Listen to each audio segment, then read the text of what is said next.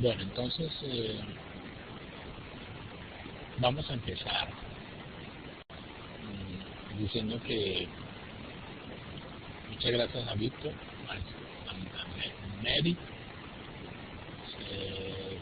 Cecilia, no sé qué, Lucía no se ha conectado, y ya se va a conectar. Tenía problemas con la conexión, se estaba conectando por el curso, no, las tutorías son por aquí, por este link, que es el Centro de Ayuda para la Contabilidad y Finanzas. Lo segundo que hay que decir es que para conocimiento de ustedes,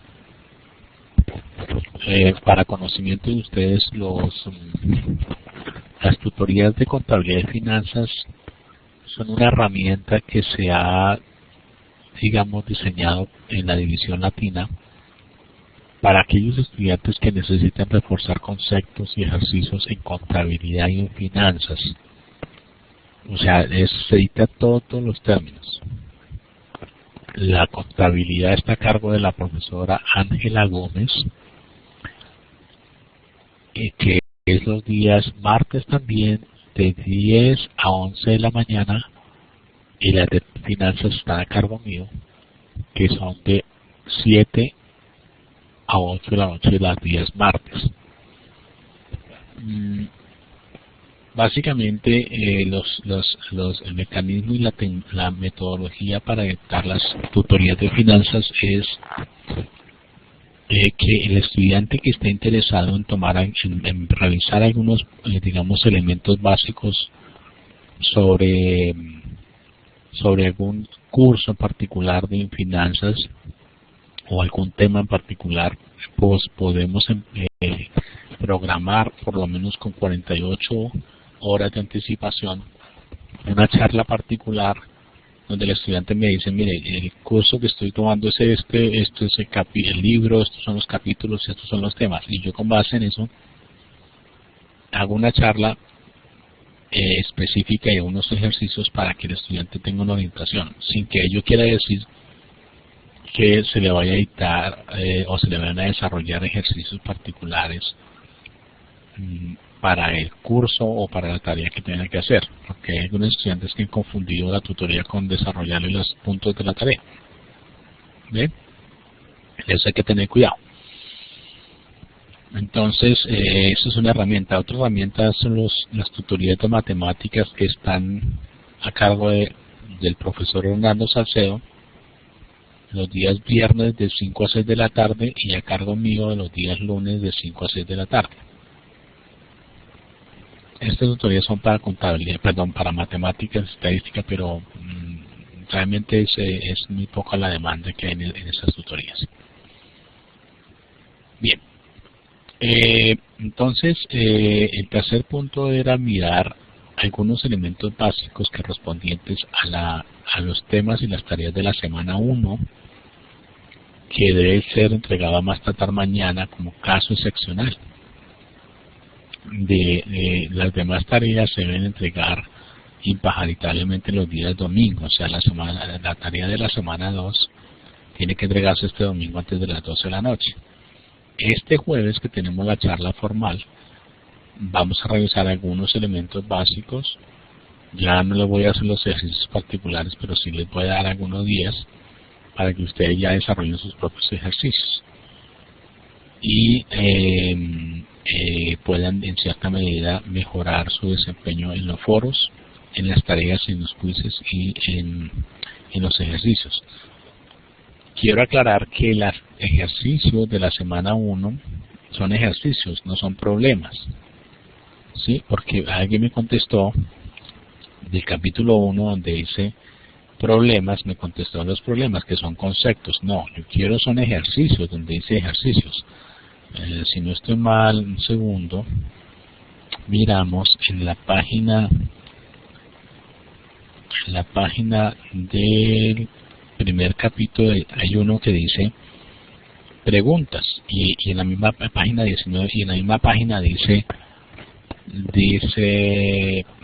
problemas. Yo necesito los problemas, no las preguntas. Si alguien me contestó preguntas, le acepté por ser la primera vez algo, pero realmente lo que se debe hacer es contestar los problemas, los ejercicios en Excel, y me debe mandar esos ejercicios en Excel.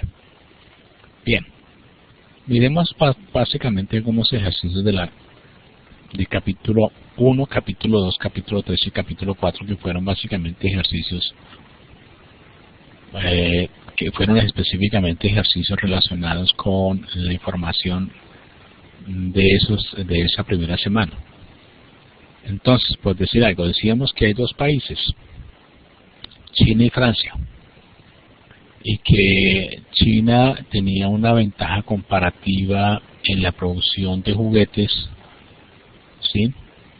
Que con una misma unidad de capital, mano de obra y recursos financieros podía producir 10 containers de juguetes, mientras que Francia producía 2 containers con las mismas cantidades de recursos financieros, de capital y mano de obra. Mientras que en la China se producían 7 containers de vino, en Francia se tenía la misma relación, con las mismas cantidades de producción, unidades de producción. Ahora, si en la China se producen 10 containers de juguetes y 7 containers de vino, pues básicamente uno tiene que es la China mucho más productiva en términos de juguetes que Francia, porque Francia solamente produce 2 containers con las mismas cantidades de mano de obra, capital y demás recursos tecnológicos que la China. Por lo tanto, la China tiene una relación de 5 a 1, perdón, de 10 a 2 o 5 a 1 prácticamente en la producción de containers frente a Francia. Y la relación en vino es la misma, 7 a 7 o 1 a 1, que es lo mismo. Bien, si las unidades producidas en la China son de 800 unidades de juguetes o de containers y 200 unidades o 200 containers de vino, y en el caso de Francia son 200 containers de juguetes y 800 containers de vino, la relación entonces final termina siendo que hay 4 a 1 en términos de producción, superior en la China que en Francia para juguetes, y en términos de vino Francia es 4 veces más productiva en ventaja comparativa frente al vino en la China, o lo que es lo mismo, el 25% de la producción. En China solamente se puede producir el 25% con las mismas cantidades de recursos que lo que se produce en Francia en vino. Bien, básicamente la primera pregunta era: ¿cuál es la producción y consumo del país sin comercio? O sea, ¿cuánto se produce en cada país si no hay exportaciones ni importaciones? Es muy fácil decir que en la China se producen, si no se exporta nada, sino todo se consume y se produce y se consume, es muy fácil decir que en la China se producen sencillamente 10 containers, ¿sí?, por 800 unidades de producción. O sea, estamos hablando de 8.000 unidades en la China de juguetes, y en Francia, como ven la fórmula ahí, ¿sí?, 2 containers por el número de juguetes que se producen en Francia, 400. Lo mismo para el vino, sin exportar, 7 containers por 200, 7 containers con una unidad de producción, una unidad de capital, de mano de obra y de recursos, multiplicado por el número de containers totales, esos 200. Y en Francia 5.600. ¿Por qué? A pesar de que en Francia se produce con la misma cantidad de vino en términos de containers 7, Francia es mucho más productiva en términos de ventaja comparativa en producción de vino. Entonces, por lo tanto, Francia produce 7 unidades de vino por mano de obra por unidad de mano de obra, unidad de capital y unidad de recursos financieros, multiplicado por el número de producción total de vino en Francia, 800. O sea, ahí está la primera relación. Si no hay comercio. En términos de especialización, el tema es cuánto se produce en China y cuánto se produce en términos totales de producción en Francia. Pues en la China se producen 10, ¿sí? En términos de juguetes, 10 por 1000 unidades de producción. Un segundo, creo que aquí hay un error.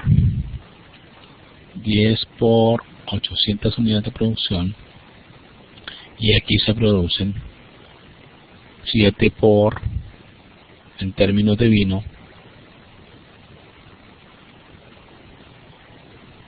se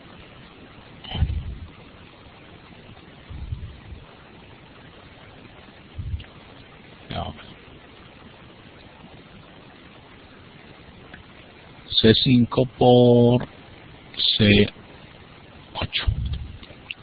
Ok. ¿Están de acuerdo?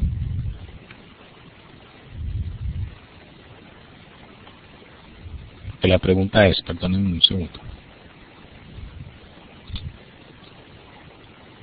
Estamos en la pregunta número 2 y dice: supongo que existe especialización total, donde China produce solo juguetes y Francia produce solo vino. ¿Cuál sería el efecto de la producción total? Ok. Entonces, si Francia produce, si China produce solo juguetes, China produciría un total de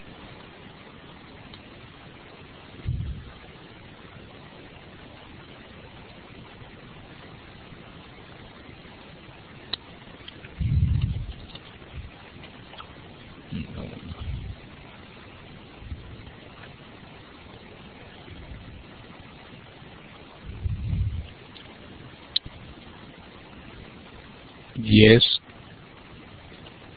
por unidad de producción por el número de juguetes, 8000, y Francia, si produjera solo vino, sería 7 por 800 unidades de vino. Listo. Yo, si me están escribiendo, no veo, porque les estoy mostrando, entre otras, ustedes no me están viendo lo que yo estoy mostrando, lo que les estoy mostrando. ¿Y por qué no han dicho nada? ¿Ah? Tienen que hablar porque no están viendo lo que yo estoy mostrando acá. Qué chistoso. Un segundo, qué pena. Y bueno, voy a empezar.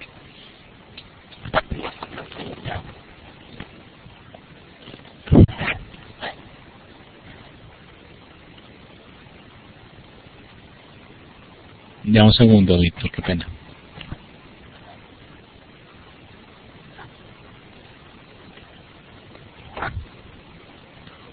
Voy a compartir la pantalla para que puedan ver lo que estoy haciendo. Qué pena.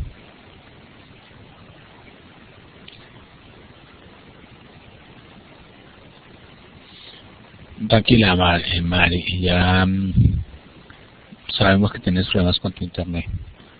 Déjame, estoy tratando de bajar la pantalla para que puedan entender la información correspondiente de los ejercicios que vamos a realizar de las primeras semanas.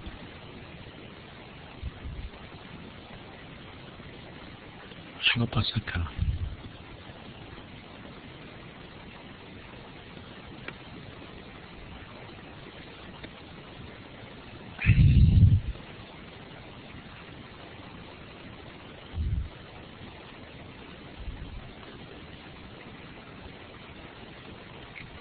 Estoy tratando de bajar la información, pero espérenme un segundo que que yo pueda compartir el archivo en Excel donde están los ejercicios.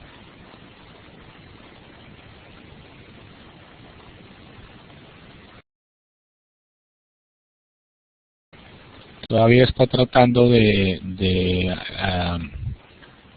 bajar la aplicación para que yo pueda compartir el archivo. Entonces permítanme un segundo porque parece ser que es el internet que está molestando aquí también.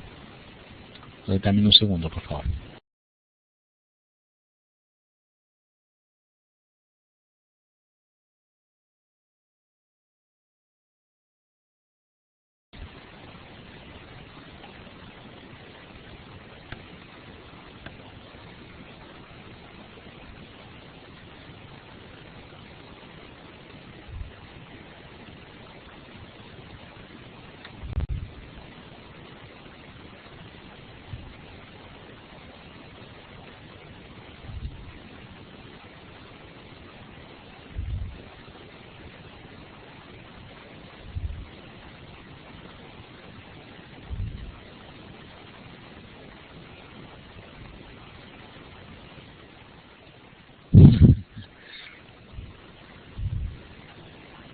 Ok, yo sé.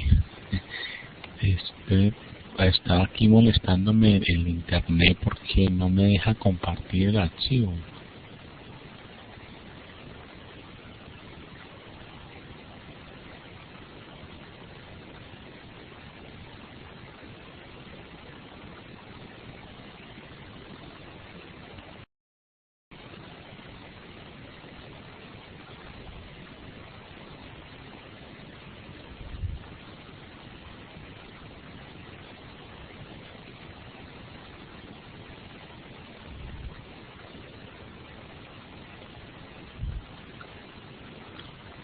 Qué problema.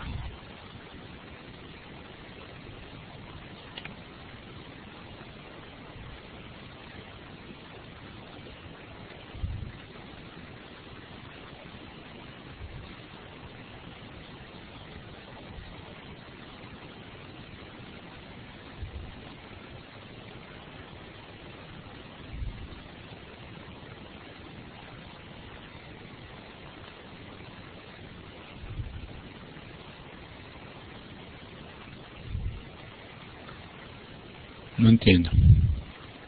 Me va a tocar reiniciar esto. Perdóname un segundo si me salgo y vuelvo y reinicio porque no entiendo por qué no me deja compartir la vista. Dame un segundo, por favor.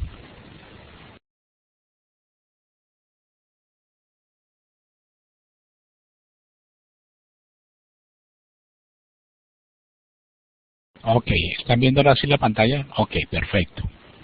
Listo. Ok, ¿Víctor está ahí? ¿Está viéndola? Gracias, listo. Entonces, bueno, perfecto. Entonces empecemos de nuevo. Hay dos países, China y Francia. China produce con una unidad de producción de mano de obra, de recursos y de tecnología, recursos financieros, produce 10 containers de juguetes y 7 containers de vino. Francia produce 2 containers de juguetes y 7 de vino, es decir que la China es más eficiente y tiene una ventaja comparativa en la producción de juguetes que Francia. Los dos producen las mismas cantidades de vino con la misma cantidad, digamos, de recursos financieros, de mano de obra y de capital, pero en términos de las cantidades de producción, Francia produce más cantidades de vino, ¿sí?, que lo que produce la China. La China produce 200 y Francia 800. Y al paso que la China produce 800 cantidades, o de 800, si se quiere, containers de juguetes y 200 containers de vino. Esa es, digamos, que la información inicial. El primer punto es básicamente establecer cuál es la producción y el consumo de China y Francia sin comercio. Si esos países no tienen comercio, o sea, ni importan ni exportan, pues la China produce 10 unidades por unidad de producto multiplicado por el número de containers, o sea, produce 8.000 unidades, 8.000 containers, y Francia produce 2 por 200, o sea, produce 400. Y en vino, la China produce 1400, son 7 unidades por unidad de mano de obra, capital y recursos financieros por 200 containers para un total de 1400 y Francia 5600. Si hay alguna pregunta, alzan la mano para poder escuchar el pito porque no estoy viendo que están escribiendo ni nada. En términos de si existe en cierta medida un tipo de especialización donde la China produce solo juguetes y Francia produce solo vino, la pregunta es ¿cuál sería el efecto de la producción total? Entonces la producción total sería esta que tenemos acá, 10 por 800, y en Francia solamente vino 7 por 800. Si solamente se especializa cada uno en producir lo que sabe, lo que mejor hace. ¿Sí? La tercera pregunta es el comercio al precio interno de China. Dice, si el precio interno de China es 10 contenedores de juguetes equivalen a 7 cajas de vino, ¿cierto? Suponga que China produce 10.000 contenedores de juguetes y exporta 2.000. Entonces, la China produce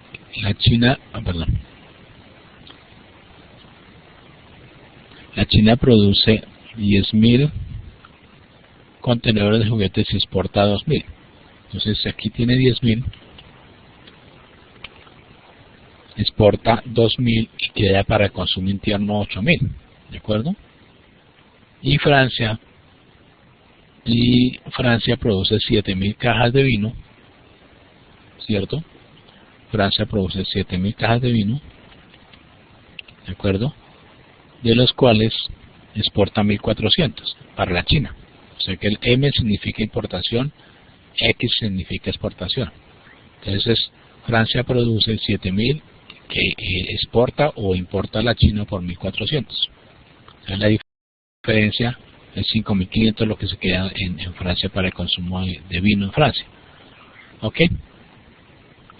Entonces, en ese orden de ideas, la relación precio-relación es 7 a 10 o 10 a 7, que es 1.44. Bueno, la pregunta es, ¿qué sucede con la producción y el consumo total?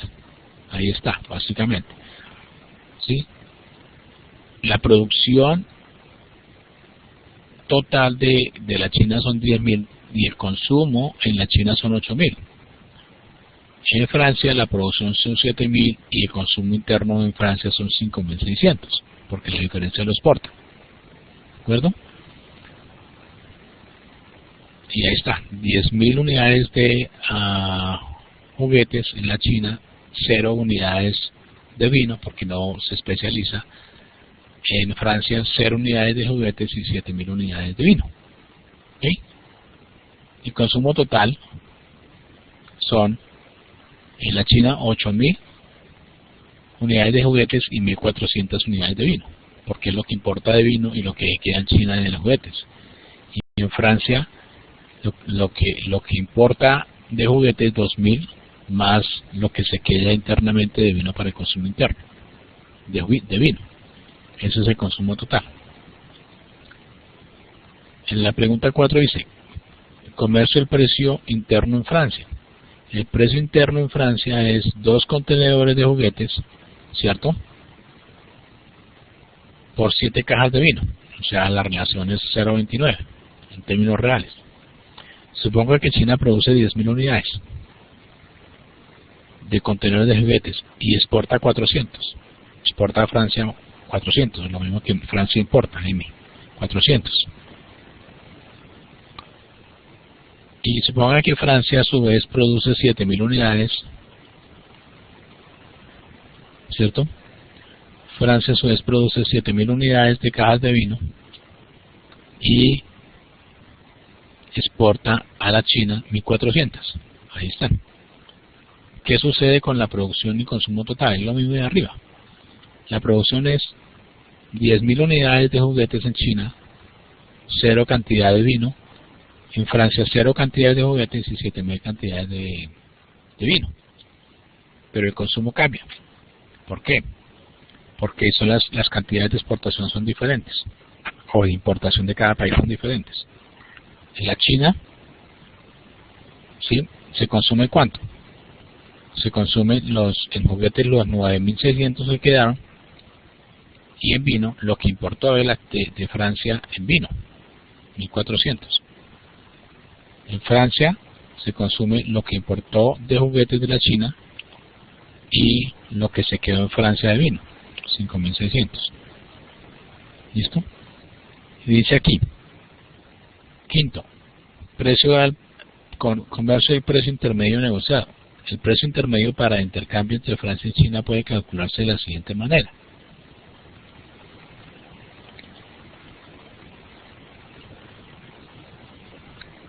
¿Cuántos puntos eran? 5, ¿verdad?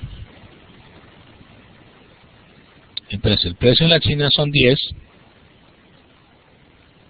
en juguetes, el precio en Francia son 2 y el precio intermedio negociado 6. ¿De dónde sale ese 6? Básicamente sale del promedio entre 10 y 6, entre 10 y 2, 10 y 2 da 12, dividido entre 2 da 6. Es el precio promedio que negociado. Y en el vino pues es lo mismo, porque es el promedio de 7 y 7 y 7. ¿Okay? Y el precio relativo pues la diferencia es 6 sobre 7. ¿Qué sucede con la producción y el consumo total? Ese puntico se lo dejo a ustedes.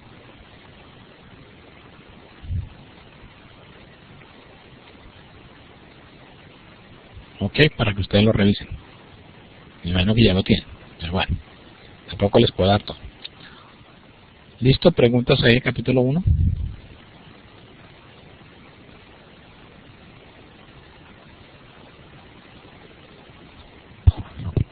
¿Aló? ¿Maris? Ok. Víctor dice que sí. Maris, ¿tienes preguntas? Listo. Vamos a capítulo 2. Entonces,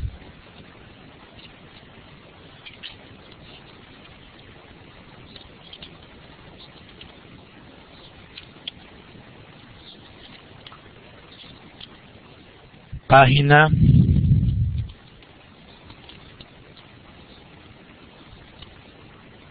número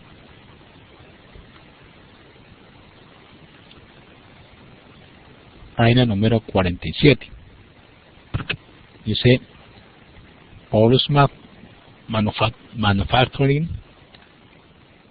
Las clases dobles de acciones son comunes. Puede tener unas acciones comunes y acciones ordinarias.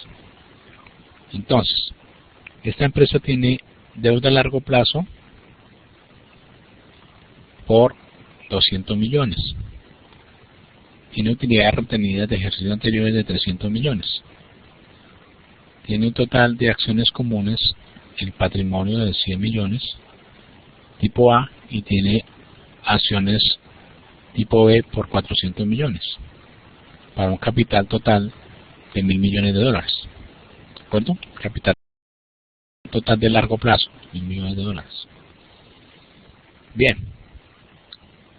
Dice acá, las acciones de A tienen 10 votos cada una y las acciones de B tienen un voto cada una por acción. Entonces los votos por acción de los accionistas que tienen acciones tipo A son 10 y las accionistas que tienen acciones tipo B es 1. Por lo tanto, la primera pregunta es, ¿qué proporción del capital total a largo plazo se ha recaudado con acciones A? Entonces, la primera pregunta, ¿qué proporción de largo plazo con acciones A? Muy sencillo, 100 sobre 1000, o sea 10%, y aquí la acción es B, 400 sobre 1000. Entonces esta es prácticamente la primera respuesta. El 10% del capital de largo plazo está financiado con acciones tipo A, así tenga más votos. Volumen de votos, 6 votos no importa, lo que importa es lo que pesa el total de esas acciones en el total del patrimonio de largo plazo. ¿Cierto? Ahora, La pregunta B es, ¿qué proporción de derechos de voto representa la acción A? La acción A básicamente, ¿cuántos votos tiene? Tiene 100.000 acciones, ¿sí? 100.000 acciones por el número de votos de cada acción, porque tiene 1.000.000 de acciones, ¿cierto? Entonces tiene un total de 1.000 millones de votos, y las B tienen un total de ¿cuánto? 400 millones de votos, ¿de acuerdo? Entonces la pregunta es, el total de votos son 1.400, de los cuales A tiene más participación en votos que B. La pregunta es, ¿cuál es la participación de los votos de A? Es muy sencillo, 1.000 sobre 1.400. La diferencia es 28%, que es la participación de los votos de B. Si bien es cierto que B tiene más capital social, tiene menos derecho a votos, solamente una tercera parte del total de los votos de la corporación. ¿Ok? Y ahora la otra pregunta es, ¿qué proporción de los dividendos debe recibir las acciones A? Entonces, básicamente, si uno tiene que el total de dividendos es igual a ¿qué? Al número de acciones de A más el volumen total de capital de B. El capital en acciones son 500. Por lo tanto, si se divide o si se entregan dividendos, ¿sí?, la participación de los accionistas de A sobre el total de acciones, ¿cuánto? Es 20%. Y la participación de los accionistas tipo B en el total de patrimonio en acciones es 80%. Por lo tanto, si se entrega $1 o $1.000 o lo que sea en términos de dividendos, los accionistas A tienen derecho al 20% y los accionistas B tienen 80% de dividendos. Entonces ahí es donde se justifica por qué los accionistas tipo B generan más dividendos que los EA, y por lo tanto, por generar más dividendos, adquieren menos derecho a voto, porque hay gente los inversionistas que les interesa más adquirir dividendos y rentabilidad que votar en la asamblea de accionistas. Hay otros que les interesa más tener posesión sobre la empresa y votar sobre las acciones de la empresa, las decisiones de la empresa, que tener dividendos. Entonces, entre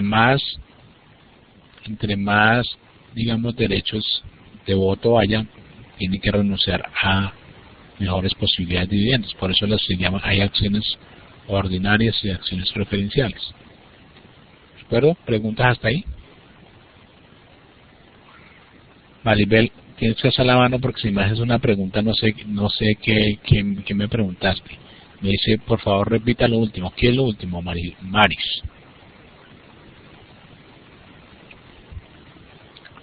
¿Alguno de ustedes alce la mano a ver si yo escucho un pitico?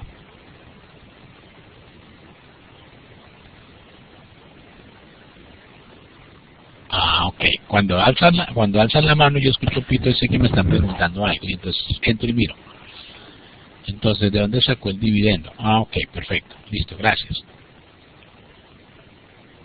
¿Están viendo la pantalla? Sí.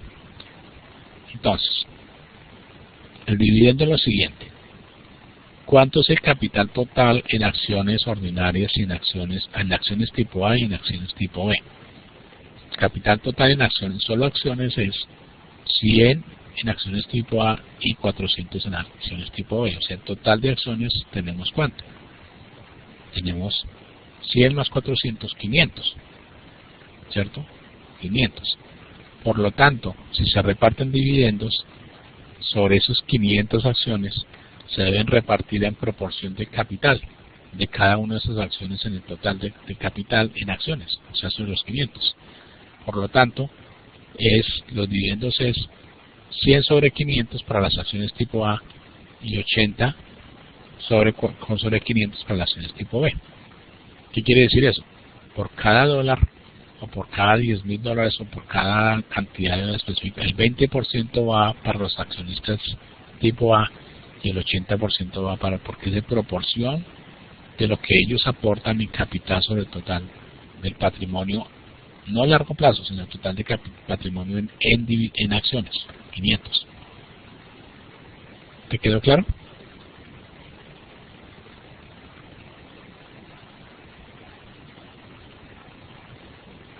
Listo. Perfecto. Listo. Pregunta, la pregunta 9 decía: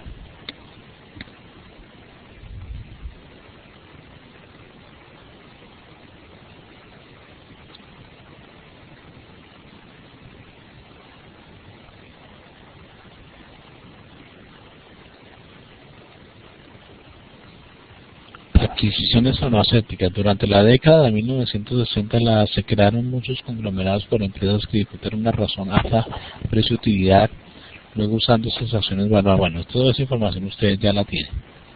Entonces, dice lo siguiente: Parma Italia, la farmacéutica, tiene 20, la razón precio-utilidad es 20 y en Estados Unidos es 40, o sea que es más valorado en términos generales.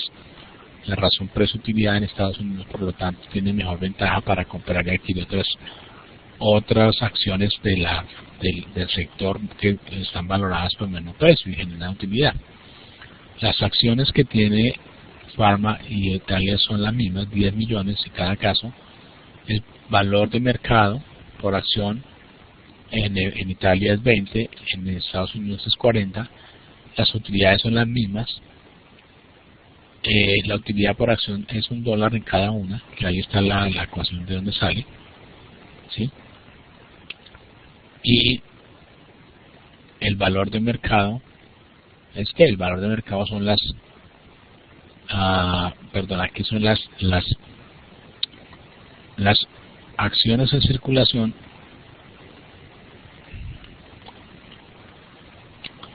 acciones en circulación, multiplicado por el valor de cada acción. Aquí. ¿Listo? Entonces ahí, digamos, esa es la información que entrega el cuadro.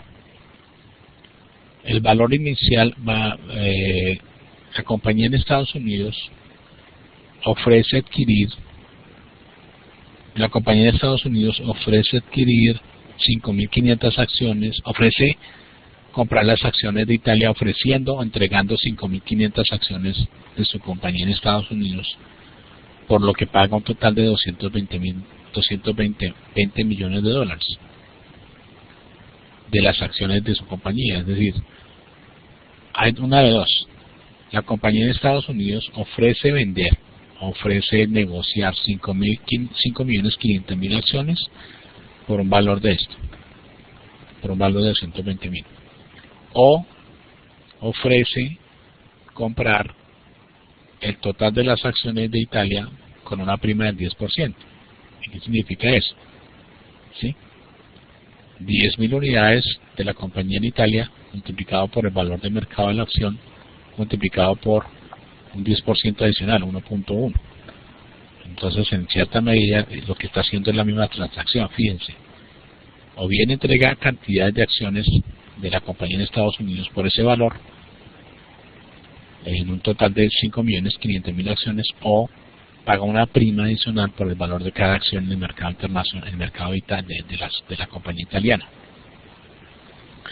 Entonces, la pregunta es: ¿cuántas acciones tendría en total la compañía en Estados Unidos después de adquirir la compañía de Italia? Pues básicamente compraría los 10 millones de acciones, sería 20 millones en total, porque las compra a ese precio. Fíjense que tiene lo que está abundando es el número de acciones, ¿cierto? Entonces, 20 millones. La pregunta B es: los ingresos, ¿a cuánto ascenderían los ingresos consolidados de la empresa de los dos? Que la suma de los dos, 20 millones. ¿De acuerdo? Suponiendo que el mercado continúe capitalizando las ganancias, o sea que se sigue valorando a 40 se sigue valorando a estos $40 por utilidad en el mercado, ¿cuál sería el nuevo valor de mercado de Pharma?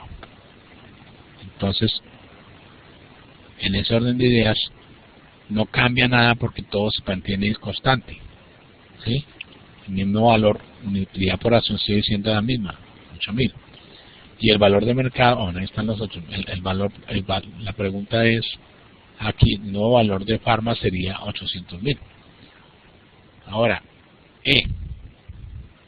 ¿cuál es el nuevo valor de mercado de una acción de esta compañía? Se dice ahí, en el enunciado dice que no cambia, porque el valor de mercado no lo cambia, el mercado no le ha dado cambios sustanciales al precio de la acción, sigue siendo el mismo valor, 40, porque como no cambia esto, el valor de mercado tampoco cambia, 40. Ahora dice, ¿cuánto aumentó el precio de la acción en Estados Unidos? Pues el precio de la acción no cambió nada porque sigue manteniéndose igual. ¿Qué es? Precio final menos precio inicial sobre precio inicial. O sea, cero. No hay cambio en el precio porque se mantuvo constante todo lo demás. Eso no ocurre en la vida real. Hay efectos en el mercado que hacen cambiar esos precios. Aquí la pregunta última sí lo suponen. Dice, suponga que el mercado tiene una opinión negativa de la fusión y reduce el precio por acción en Estados Unidos a 30. Entonces aquí se bajó a 30. ¿De acuerdo? ¿Cuál sería el nuevo precio del mercado por acción?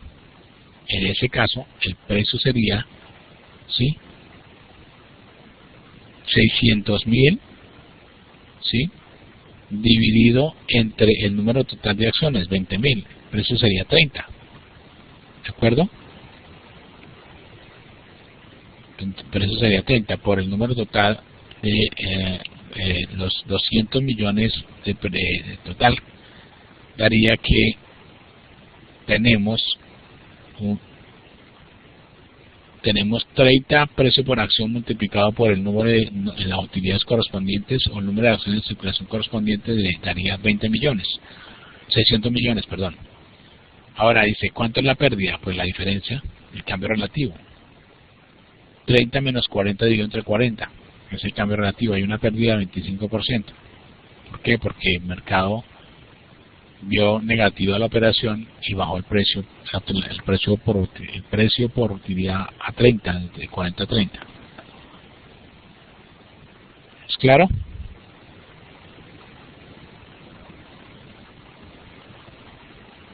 ¿Preguntas?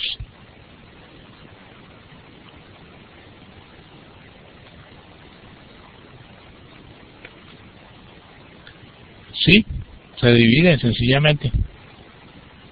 Sí, es correcto. Son preguntas sencillas. No hay que uno quemarse los sesos ahí pensando en eso. Son preguntas sencillas. El enunciado dice que todo se mantiene constante. Es básicamente lo único que tiene que cambiar los valores a 30 y ahí encuentra las nuevas relaciones. Y hay una pérdida del 25%. ¿Por qué? Porque precio final, utilidad por el precio final de oración es 30 menos el precio inicial 40 dividido entre 40. Entonces hay una pérdida del 25% en el valor de la acción. ¿Sí? Y el valor de mercado, por supuesto, cae de 800, cae a 600. ¿Sí? Porque son las mismas 20 millones multiplicado por 30. ¿Sí? ¿Preguntas? Ok. Sí. Muy sencillo. Capítulo 3. Página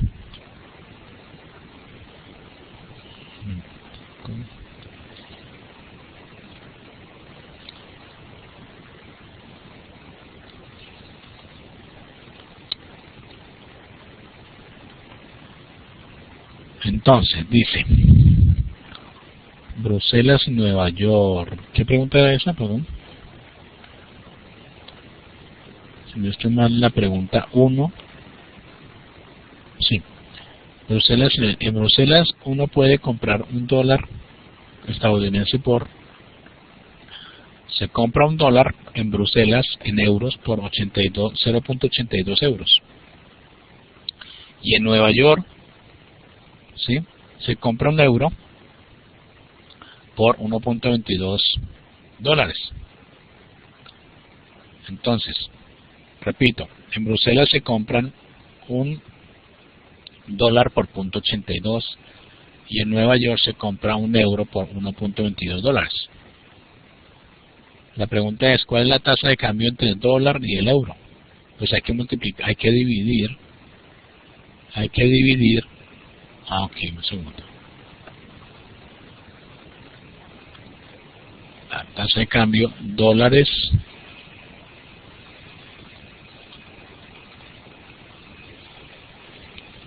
$1.49, ¿sí? Dólares por euro, 1.49. La tasa de cambio.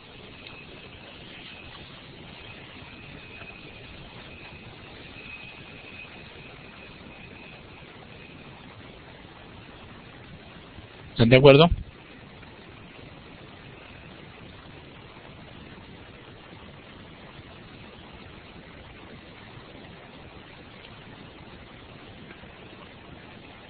¿Están de acuerdo?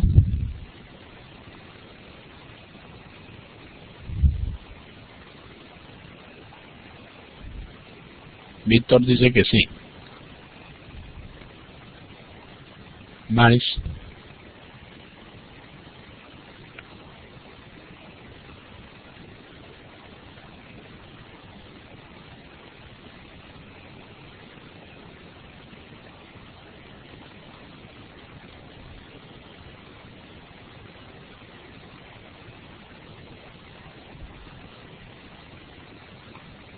$0.82 por 1.22. O sea, lo que tú dices es dividir ¿cuántos euros dividido entre dólares? 0.67. Ahí lo que tendrías que decir, lo que estarías diciendo es que entregarías, por cada euro entregarías 67 dólares. Y es al contrario. Tienes que entregar más dólares por euro. Como está acá. Por cada euro entregas 0.80. Por cada dólar en Bruselas están dando 0.82 euros. Por cada dólar en Bruselas están dando 0.82 euros. Y en Nueva York por cada euro, Estados Unidos está entregando 1.22 dólares. Entonces la pregunta es, ¿cuál es la relación dólares a euros? ¿Cuál es la tasa de cambio dólares a euros? La pregunta es, ¿están de acuerdo en que sea esta división? Dólares a euros 1.49.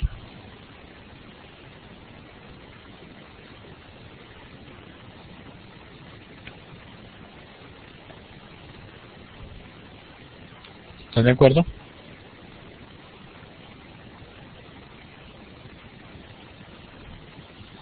La respuesta es la siguiente. Si está haciendo una conversión a tipo de cambio internacional, es la división entre lo que se produce, lo que se está pagando en Estados Unidos y lo que está pagando en Bruselas por cada tipo de cambio.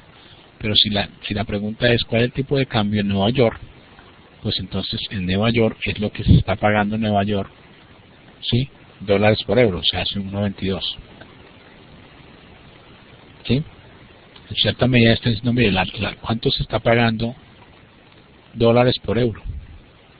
¿Sí? Se está pagando 1.22 dólares por euro. Si es el mercado de Nueva York. Si es el tipo de cambio internacional, teniendo en cuenta las dos tasas de cambio, entonces es la división. Esto dividido entre esto. 1.49. Los dos lo acepto, cualquiera de los dos lo puedo aceptar, dependiendo cómo me enfoque. La pregunta de hoy dice, cambios del peso mexicano. En diciembre de 1994 el gobierno mexicano cambió oficialmente el valor del peso mexicano de 3.2 a 5.5. Precio inicial 3.2, precio final 5.5. ¿Cuál fue el cambio porcentual en el peso? Pues es un cambio porcentual. ¿Sí? Precio final 5.5 menos precio inicial 3.2 dividido entre precio inicial 3.2. O sea, un 71.9%. Eso es una devaluación. ¿Por qué? Porque hay que dar más pesos mexicanos por cada dólar. ¿De acuerdo? Cuando hay que dar más pesos de la moneda nacional por la divisa internacional se llama devaluación. Cuando hay que dar menos pesos por dólar se llama revaluación. Por eso es que la devaluación favorece, en este caso, la devaluación favorece a los exportadores. ¿Por qué? Porque un exportador mexicano que exporta a Estados Unidos cualquier producto, ¿sí? Ahora, cuando repatrie el valor de los por cada dólar que lleven a México por las ventas en Estados Unidos de ese exportador, va a recibir más pesos mexicanos por cada dólar de exportación. O sea que la devaluación favorece al exportador y perjudica al importador. ¿Por qué? Porque el importador en México, si va a comprar en dólares en Estados Unidos, tiene que comprar con pesos mexicanos cada dólar para comprar en Estados Unidos la maquinaria o la que vaya a importar. O si tiene una deuda con una entidad en Estados Unidos, tiene que dar más pesos mexicanos por cada dólar para poder pagar la deuda en Estados Unidos. Aquí todo se paga con dólares. Por tanto, la devaluación perjudica a los importadores o a los empresas que deben plata en el exterior. Entonces esto es una devaluación. Se devalúa en 71.9%. ¿Sí? Casi se duplica. Una devaluación altísima. ¿Listo? El tercer punto dice: antes de la Primera Guerra Mundial se necesitaban por cada onza de oro 20.67 dólares, y por la misma onza de oro se necesitaban 310 francos. ¿Sí? 310 francos. Y la pregunta es: ¿cuál es la tasa de cambio francos dólares? Pues sencillo. ¿Sí? Francos van en numerador, 310 dividido entre dólares. ¿Sí? Para esa misma onza de oro. O sea, la tasa de cambio francos a dólares es ¿cuánto? Es 14.99. En otras palabras, tocaba dar, por cada dólar tocaba dar 14, casi 15 dólares. Por eso es que era más caro en términos de francos el oro, la onza de oro, que en Estados Unidos. Había que dar casi 15 dólares por francos por cada dólar que se requería, cuando teníamos el patrón oro como la base de medida, como el patrón de medida.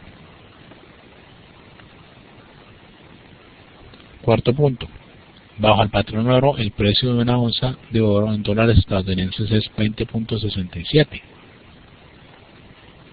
Aquí es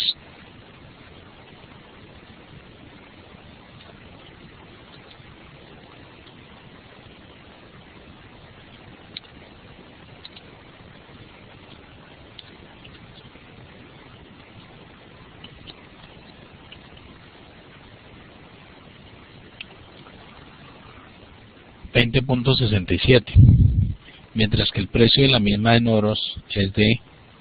francos, en libras esterlinas mejor, es 4.24. ¿Sí?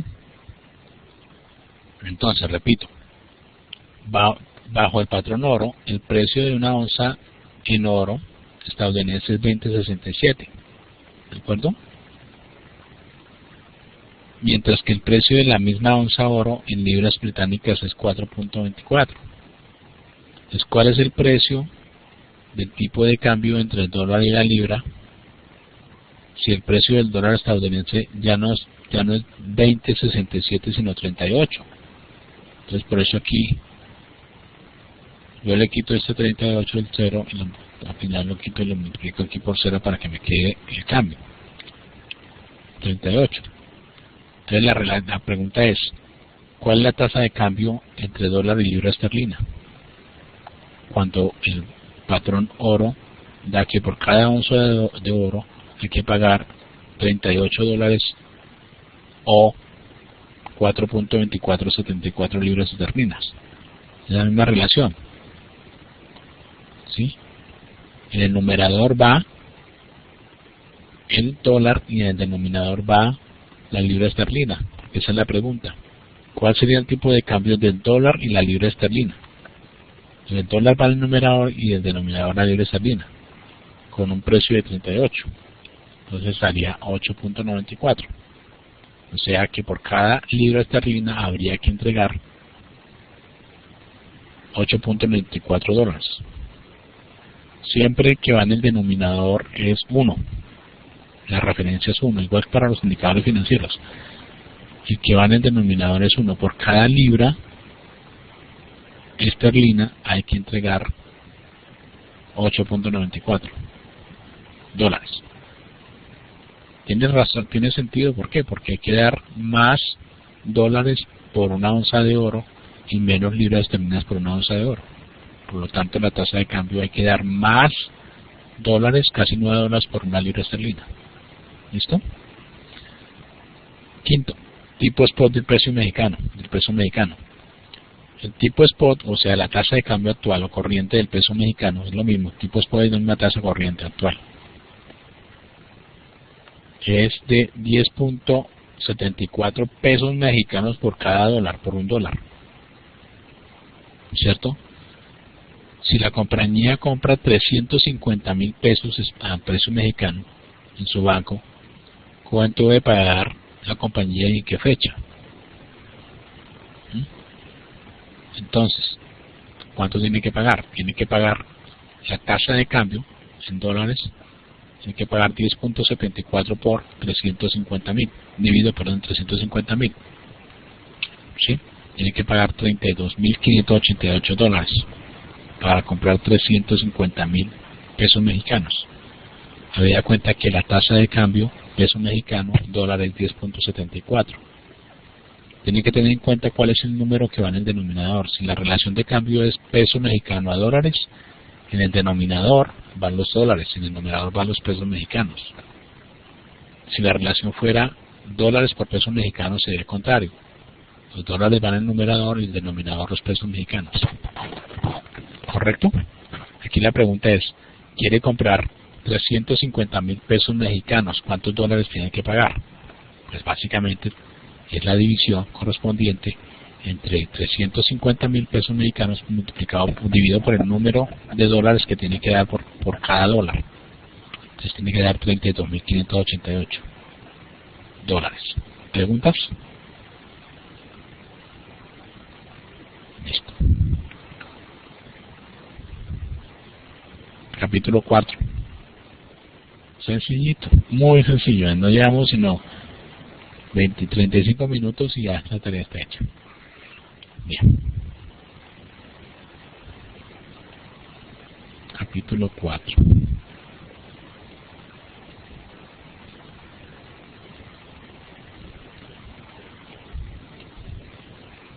¿Cuál es la página?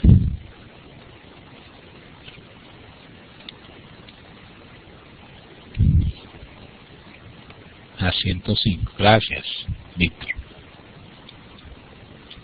Listo. Dice: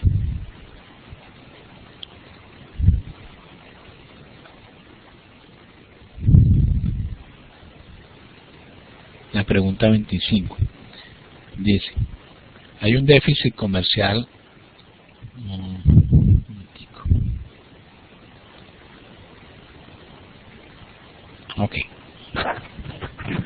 dice, el tipo de cambio spot inicial, o sea, la tasa de cambio a corriente del mercado del dólar frente al promedio de divisas extranjeras es 2 dólares por promedio de divisa extranjera. El valor total, el precio total de las exportaciones en Estados Unidos son 20 millones o 20.000 millones de dólares. El precio de las importaciones Estados Unidos pagado en divisas extranjeras son 24 millones de divisas extranjeras, promedio ponderado o promedio simple, como quiera, no importa. El precio total, el precio, un segundo, aquí lo multipliqué por esto, que son 12 millones, pero básicamente, dado que lo vamos a expresar en monedas extranjeras, todo en dólares, lo coloco aquí en 24 para que quede en dólares. ¿Por qué? Porque el enunciado dice 12 millones o 12.000 millones de en promedio de monedas extranjeras con las cuales Estados Unidos tiene convenios de importación de bienes y servicios del resto del mundo. Como lo dan en divisas internacionales y no en dólares, entonces lo multiplicamos por la tasa de cambio correspondiente para que todo me quede, la balanza comercial toda me quede en dólares americanos. Entonces por eso ahí lo multiplico por 2, que es la tasa de cambio correspondiente. Y aquí tengo dólares americanos y ya aquí quedarían dólares americanos. Las unidades producidas y exportadas de bienes y servicios son 100 millones de exportaciones y de importaciones 120 millones. Y dicen que hay una elasticidad precio de la demanda negativa de 0.90. Entonces, lo primero que dicen es cuál es la balanza comercial inicial de Estados Unidos. Como ya tenemos todo en dólares, porque esto lo pasé a dólares ya, entonces la balanza comercial es ¿qué?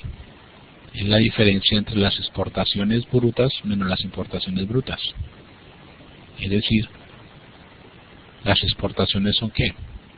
El precio de cada una de las exportaciones en dólares multiplicado por el total de exportaciones 100 multiplicado por la tasa de cambio en dólares. 4 billones de dólares si se quiere. Las importaciones ¿qué son? Las importaciones son, lo pongo negativo porque para especificar que eso resta de la balanza comercial, que es el precio de las importaciones en divisas, que es 24, en divisas convertido a dólares, perdón, que es 24.000 millones de dólares, multiplicado por el total de las importaciones, 120.000 millones de producto, multiplicado por la tasa de cambio, spot, para que quede el dato correspondiente. Entonces me da 5.760 trillones de dólares. En total tiene una balanza comercial negativa de Estados Unidos, cercana a los 1.760 trillones de dólares inicialmente. Ahora el tema es, ¿qué pasa si hay una devaluación de la moneda de Estados Unidos frente al promedio de las monedas de los demás países con los cuales hace convenio comercial internacional? Convenio comercio internacional. Si hay una devaluación, quiere decir que hay que entregar más dólares por el promedio de divisas internacionales con las que Estados Unidos hace negociación. O sea, hay que entregar más dólares por divisas. Puede ser promedio de divisas de euros, puede ser libras esterlinas, puede ser pesos mexicanos, pesos colombianos, el promedio dice ahí que es 2. Entonces, la devaluación que implica 2 por 1 más el 18% de devaluación, o sea que es 2.36. Eso es una devaluación. Igual que hicimos en el ejercicio anterior con el peso mexicano. ¿Ok? El precio sigue siendo igual. Aquí el precio de las importaciones cambia porque la devaluación cambia. ¿De acuerdo? Se incrementa el precio en términos de divisas para importaciones, se encarece. La devaluación perjudica a los importadores porque hay que dar más de la moneda local para comprar divisas internacionales y comprar o pagar deuda en el exterior, en otra divisa. Las mismas cantidades de producción de exportación no cambian las exportaciones, pero dice que hay una elasticidad precio de la demanda de 0.90. ¿Qué quiere decir eso?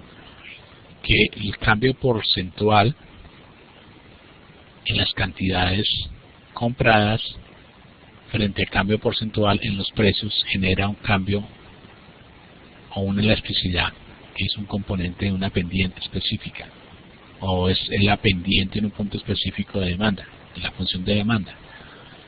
Es decir, el cambio porcentual que se genera en las cantidades demandadas ante un cambio porcentual en el precio. Como el precio subió a 2.36, aquí básicamente lo que tenemos es que 120 se debe multiplicar por 1 más el cambio porcentual en las cantidades demandadas, que se calculó aquí abajo. Es decir, el cambio porcentual 18 en el precio multiplicado por la elasticidad menos 0.90 da el cambio porcentual en las cantidades demandadas. En otras palabras, ¿qué es la elasticidad precio de la demanda? Cambio porcentual en la demanda dividido entre el cambio porcentual en el precio es igual a la elasticidad precio de la demanda. Entonces, lo que queremos encontrar es cuál es el cambio porcentual en la demanda, en cuánto cae la demanda. O sea que esta era en incógnita. ¿Sí? Oh, lo siento.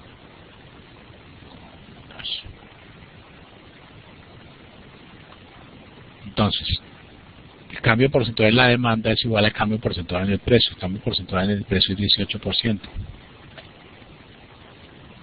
¿Cierto? Igual a la elasticidad, menos 0.90. ¿De acuerdo? Entonces ya tenemos una incógnita sobre 0.18% o 18% igual a 0.90. Entonces hay que despejar la incógnita.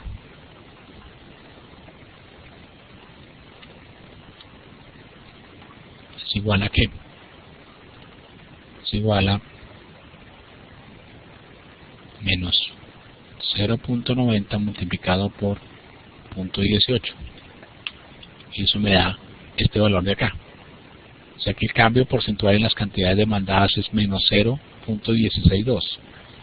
En otras palabras, ¿qué estoy diciendo? Las importaciones en Estados Unidos ante una devaluación que tiene una elasticidad precio la demanda de negativa de 0.90 hace que un incremento del 100%, un incremento del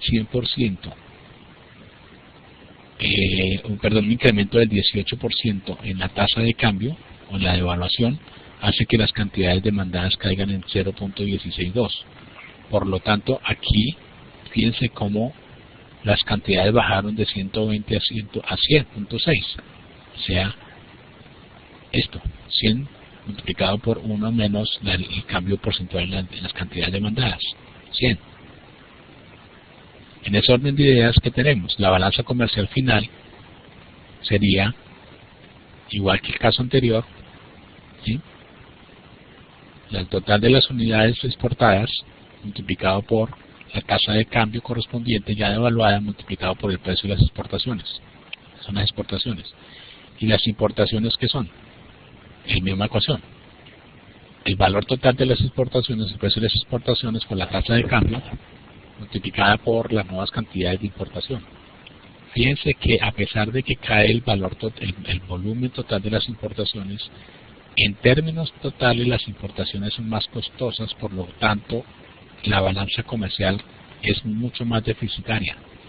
En otras palabras, la devaluación es un mecanismo inicial para poder generar mayor volumen de exportaciones a través de incentivos a los exportadores, pero genera un efecto negativo inicial sobre la balanza comercial de cada país inicial. Después se compone a través de la curva J que habla el libro, del ajuste de la curva J. ¿Por qué? Porque se van ajustando las cantidades de exportación y de importación de acuerdo con la tasa de cambio devaluada. Es básicamente lo que dice el ejercicio o lo que está en el libro. ¿Preguntas?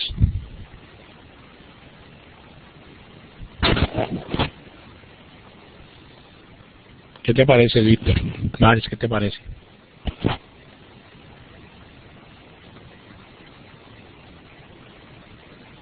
Dice que quedó un poco confuso este punto. Sí, no es tan sencillo, pero si ustedes leen el libro en detalle, el capítulo específico en detalle es muy sencillo. Pero entendiste lo de la devaluación. Pasa de 2. Sí, queda la grabación. Si escuchan la grabación de nuevo, pues pueden entenderlo con detalle. Primero que todo hay que establecer una devaluación. Segundo, hay 2 puntos básicos. Establecer una devaluación cuando la tasa de cambio se evalúa en 18%, y segundo, establecer las cantidades demandadas ante cambios porcentuales en los precios. En el precio, o sea, básicamente hay un cambio porcentual del 18% en el precio.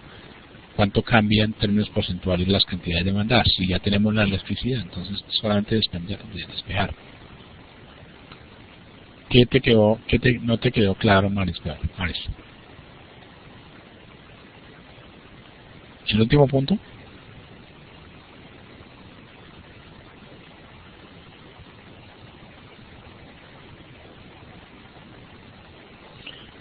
No es desvaluación, porque eso no existe, es devaluación. Ok, mire, muy sencillo. La tasa de cambio inicial, dólares por divisas extranjeras, ahí están haciendo una canasta de divisas, si se quiere.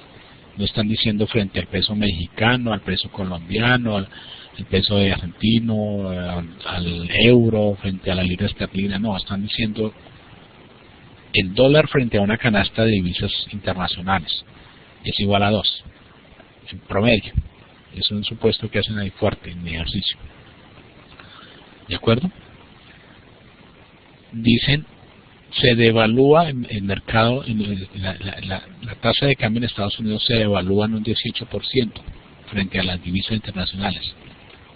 Quiere decir que hay que entregar más dólares por divisa internacional. O sea, 2 multiplicado por 1 más la devaluación que dice el enunciado, 18%. O sea, hay que entregar 2.36 dólares por una divisa internacional, diferente al dólar. ¿De acuerdo? En ese orden de ideas, los precios de exportación siguen siendo los mismos porque se sigue vendiendo en dólares. Los precios de importación cambian. ¿Por qué? Porque hay que pagar dólares más caros, 2.36 dólares por cada divisa internacional. Por lo tanto, los precios de importación son más caros y por eso es que la devaluación perjudica a los importadores. Tienen que dar más dólares por cada divisa internacional. Tienen que dar, pasan de 24 a 28 dólares por cada divisa internacional. Las unidades de exportación siguen siendo las mismas, entonces ¿qué cambia? Lo que cambia en principio es la devaluación, lo que hay que pagar por dólares por cada divisa internacional y las cantidades demandadas importadas. ¿Por qué cambia? Porque ahí le están dando una variable adicional en el enunciado que dice la electricidad precio de la demanda. Dice que esa electricidad es 0.90, negativo. ¿Por qué negativo? Porque es una relación inversa entre precios y demanda. La función de demanda tiene una pendiente negativa. En la medida que suben los precios, las cantidades demandadas caen y viceversa. En la medida que caen los precios, las cantidades demandadas suben. Tiene una pendiente negativa de la demanda.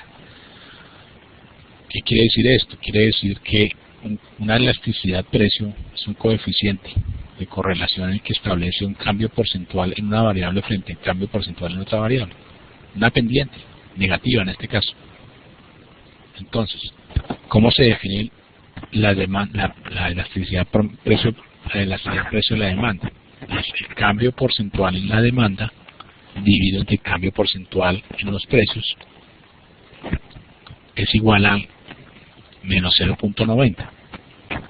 ¿De acuerdo? Entonces, si yo tengo el denominador que es 18% y tengo el resultado que es menos 0.90, yo debo encontrar el numerador. Despejando me da esto. ¿Sí? Ese es el cambio porcentual en la demanda. Eso es lo que me está diciendo a mí cuánto debe caer la demanda de 120 cuando se cambia cuando hay una mayor devaluación. Hay una menor cantidad de productos importados y tiene un efecto sobre la demanda, haciéndola caer en los productos importados. ¿En cuánto la hace caer? 120 multiplicado por 1 menos lo que cae la demanda, 16.2%. Entonces por eso cae a 106. Hay dos efectos, uno por devaluación y otro por caída en la demanda. Y la balanza comercial es exactamente lo que hicimos aquí antes. Lo que pasa es que ya tiene un precio de importación es más caro y tiene menores cantidades de importación. Entonces, las exportaciones suben. ¿Por qué? Porque hay una mayor devaluación, eso se favorece. ¿Sí? La devaluación favorece las exportaciones, pero las importaciones se perjudican porque hay que pagar más dólares y a pesar de que hay una menor cantidad de importaciones en términos de valor. y la balanza comercial se deteriora inicialmente porque pasa de un valor negativo a un déficit de balanza comercial de 1.760 trillones a 2.000 trillones de dólares. ¿Te quedó claro ahora sí?